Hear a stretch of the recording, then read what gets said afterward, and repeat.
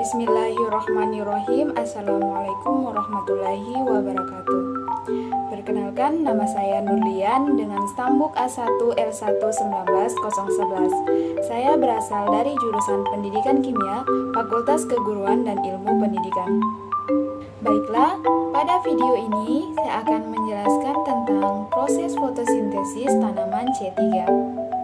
Langsung saja, mari kita dengarkan penjelasan video berikut ini. Agar tanaman mampu tumbuh, mereka membutuhkan karbon dioksida, air, dan energi. Tanaman menggunakan sumber daya tersebut melalui proses kimia untuk memproduksi bahan penyusun tumbuhan, yaitu berupa glukosa.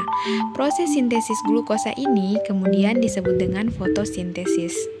Gas oksigen dihasilkan sebagai produk sampingan energi. Untuk fotosintesis itu berasal dari pancaran sinar matahari yang menerangi bumi.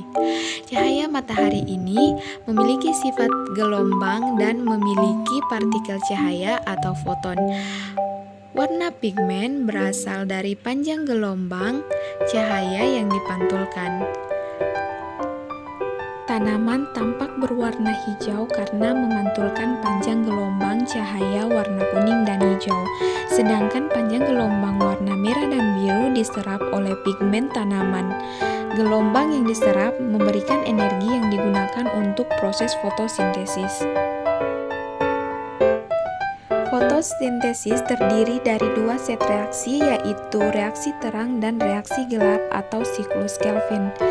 Dalam kloroplas terdapat struktur seperti tilakoid yang dikelilingi ruang yang berisi cairan atau stroma.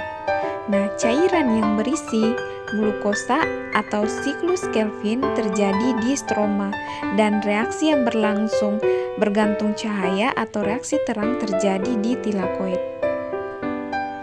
Berdasarkan reaksi pengikatan CO2, ada 3 jenis tumbuhan, yakni tumbuhan C3 atau akan melalui jalur C3 atau siklus Kelvin, 2 tumbuhan C4 yang akan melalui jalur Hasselbalch, dan tumbuhan CAM yang akan melalui jalur CAM. Tanaman C3 adalah kelompok tumbuhan yang menghasilkan senyawa fosfor glycerol asid yang memiliki 3 atom C pada proses fiksasi CO2 oleh ribulosa difosfat, sehingga dinamakan dengan tanaman C3. Hampir 80% tumbuhan yang melakukan proses fotosintesis itu menggunakan jalur C3 untuk pengikatan CO2-nya. Contoh tanaman C3 yaitu padi, gandum, kentang, dan kedelai. Nah, keempat tanaman ini mampu memiliki keunggulan dapat hidup di iklim yang panas dan dingin. Pada padi, fiksasi awal karbon terjadi melalui rubisco, enzim pada siklus Kelvin yang berfungsi mengikat karbon dioksida dan menambahkannya ke RUBP. Tumbuhan semacam itu disebut dengan tumbuhan C3. Hari yang panas dan kering, stomata tumbuhan C3 akan menutup sebagian sehingga pasokan CO2 juga akan berkurang.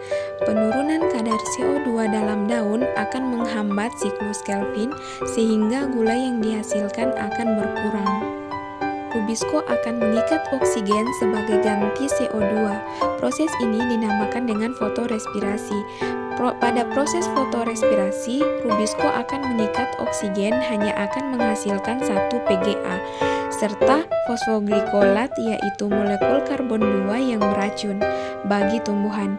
Nah, inilah sebabnya mengapa fotorespirasi disebut dengan siklus C2, karena pembentukan fosfoglycolat tersebut mengurangi konsekuensi negatif dari fosfoglycolat. Tumbuhan harus meminimalkan fotorespirasi, yaitu dengan cara menjaga stomata daun tetap terbuka agar oksigen keluar, sehingga konsentrasi oksigen dalam daun tetap rendah.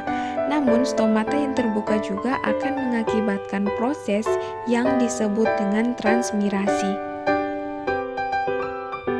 Adapun penjelasan secara lengkap mengenai siklus Kelvin tanaman C3 adalah Siklus Kelvin terdiri dari 3 langkah, yaitu fiksasi karbon, reduksi, dan regenerasi. Fiksasi karbon. Langkah ini, karbon dioksidasi pada satu jalur fosfat untuk menghasilkan 6 molekul karbon yang terdiri dari 3 molekul karbon. Langkah yang kedua yaitu reduksi. Langkah ini adalah mengurutkan reaksi menggunakan elektron dari NADPH2 dan beberapa ATP untuk mengurangi karbon dioksida. Langkah ini akan berulang sebanyak 3 kali.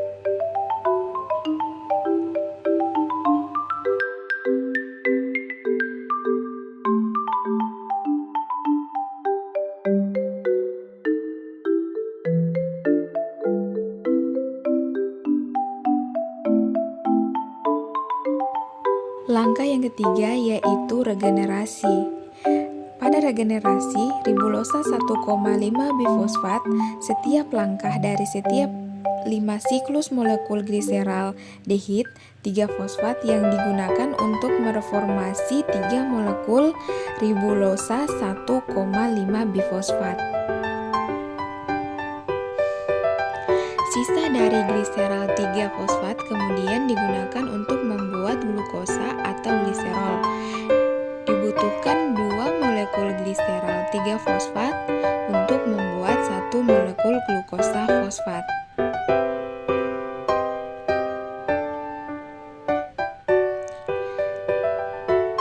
Sehingga siklus Kelvin harus berjalan 6 kali untuk menghasilkan 1 molekul glukosa, di mana glukosa fosfat merupakan molekul awal untuk sintesis pati dan selulosa.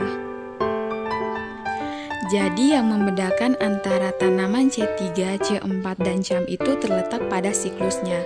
Nah, pada tanaman C3 itu melalui jalur siklus Kelvin, sedangkan tanaman C4 melalui jalur siklus Hasselbalch, sedangkan tanaman CAM itu melalui jalur CAM. Nah, pada tanaman C3 tadi telah dijelaskan, sedangkan pada tanaman C4 itu dia penangkapan CO2-nya itu dilakukan oleh enzim PEP atau fosfenol pirufat menggunakan enzim PEP karboksilase. Nah, dalam prosesnya PEP itu akan berikatan dengan CO2 sehingga terbentuk senyawa organik dengan atom karbon oksaloasetat dengan 4 atom karbon sehingga disebut dengan tanaman C4. Nah, sementara pada tanaman CAM itu yang membedakannya dari tanaman C4 itu yaitu pada tanaman CAM pada proses penangkapan CO2 dilakukan pada malam hari karena pada tanaman CAM stomata membuka malam hari karena berada di lingkungan yang kering dan reaksi gelap dilakukan pada pagi hari. Sementara pada tanaman C4 itu penangkapan CO2 itu oleh PEP dilakukan pada siang hari.